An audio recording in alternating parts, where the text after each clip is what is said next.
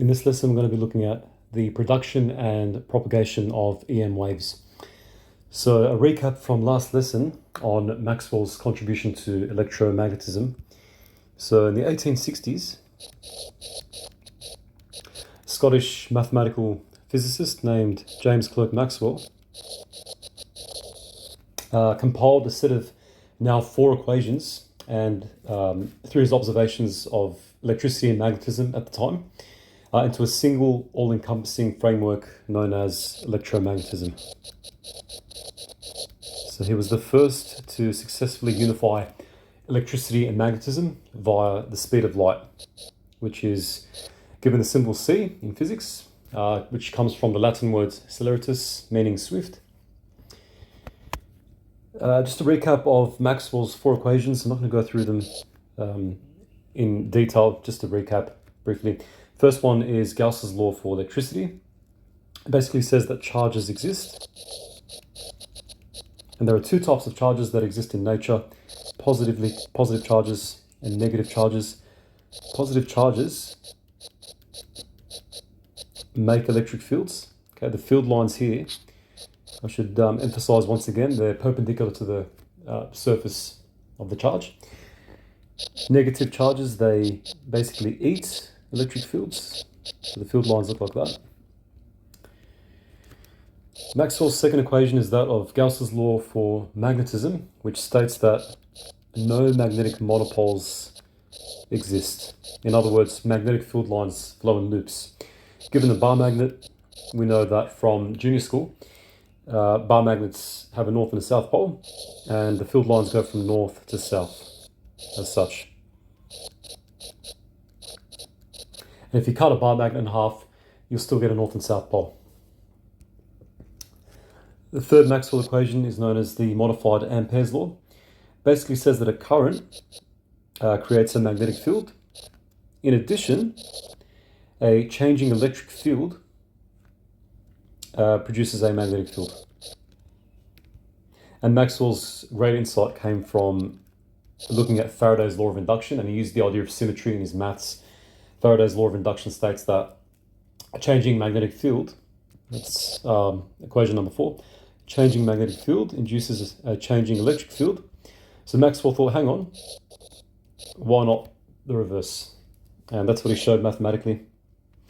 And equation number 4 is Faraday's law of electromagnetic induction, as I mentioned.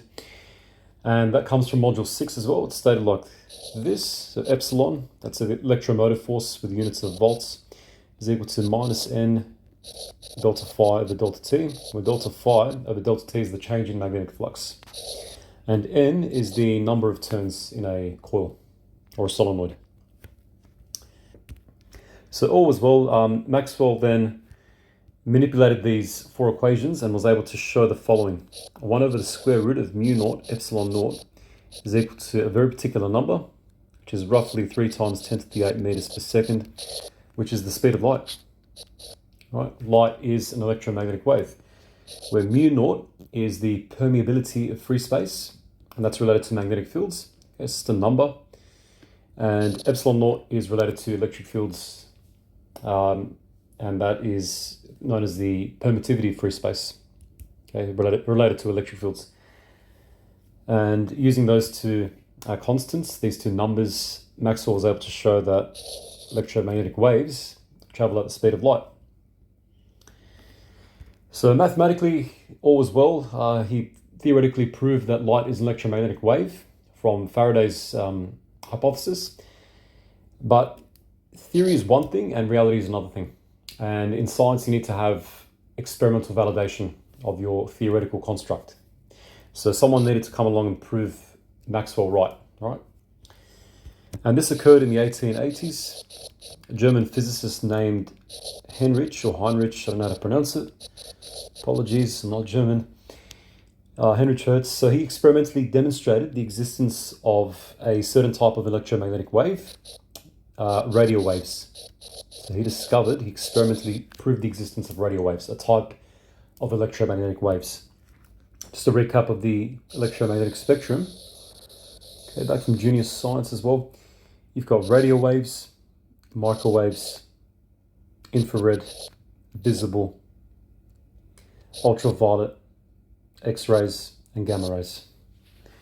Okay, and as you move to the right, you get higher energy, shorter wavelength, and higher frequency. Radio waves are low energy electromagnetic waves. Okay, that's why we use them in communications. We're talking on our phones, for example. And whereas gamma rays, these are found in nuclear energy, nuclear reactors, in stars as well, exploding stars, so very high energy radiation. This is Hertz's setup. It's a very simple, I mean, the setup I'm going to draw now is quite simple, but in reality it was much more complicated. Here it is from the 1880s. Quite simply, you've got an alternating AC, alternating current circuit, okay, hooked up to a lip of wire. Okay, this is known as a transmitter in his experiment. And you have a receiver at the other end. So in his lab, he had a receiver at the other end, some distance away. It's not really relevant for the HSC, but anyway. So you have this AC circuit resonating at some frequency F. Okay, alternating current, if you recall, is current that changes back and forth. Okay, so the charges in the wire are oscillating. Okay, that's how radios work. Electrons in the aerial oscillate back and forth, and they emit electromagnetic radiation. Right, according to Maxwell, moving charges emit electromagnetic radiation. And what Hertz found was that the transmitter was able to transmit a certain type of EM wave, electromagnetic wave. They were radio waves that were picked up and detected by the receiver.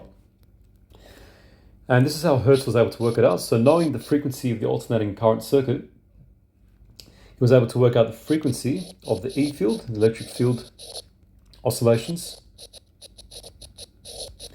And in turn, he was able to work out the frequency of the magnetic field oscillations. Remember, electromagnetic waves are made of electric and magnetic fields. They're self-propagating waves, so one field makes the other field. An oscillating electric field makes an oscillating magnetic field, which makes an oscillating electric field ad infinitum. And then that tells you the frequency of the electromagnetic wave. Okay, and Hertz was able to calculate the speed of light as follows. He knew what the frequency was of the electromagnetic wave. He knew what the wavelength was as well. So using V equals F lambda from year 11 physics, okay, V is the velocity of the wave, F is the frequency, lambda is the wavelength. He was able to work out the speed of light and just replacing the V with a C because we're dealing with light in this case. And light, as we know, travels at the speed of light. And using frequency and wavelength, he was able to calculate the speed of light and hence experimentally verify Maxwell's theory of electromagnetism. So pretty amazing.